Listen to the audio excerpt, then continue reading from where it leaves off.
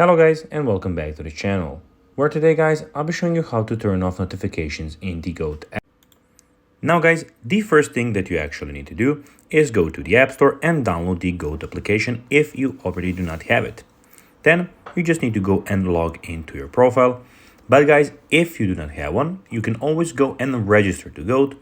But guys, if you do not know how to do that, you can always go to our YouTube channel where we have plenty of how to Goat videos where you can see how you can do that.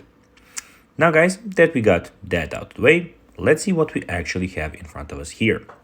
So as you can see, here we have the Goat application where we have a lot of different options. So first of all, here we have the home screen where you can see that you have some preferred sneakers that you can get here. So that they think that you might like, and they have it for them here.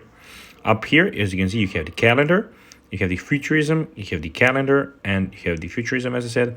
You have the browse option, you have the calendar where you can go and see stuff. Now that's the home screen. You have the styles where you can go and check out different kind of styles. And here we have in the middle, we have the search bar where you can go and manually search for any sneakers that you would like to go and buy.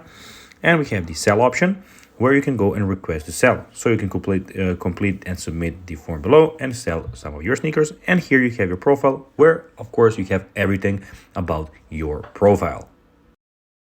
Now guys, let's see how you can actually go and turn off notifications in the Goat app. Well, pretty much you need to go to the bottom right corner, click on profile, then go to the top left corner and click on settings.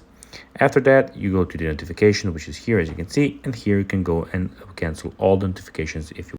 So guys, that will be everything for this video. I hope that you found this video informative and that you enjoyed this video. If you did guys, don't forget to like this video, share it, subscribe to the channel and put the notifications on. And I'll be guys seeing you in the next video. Bye guys.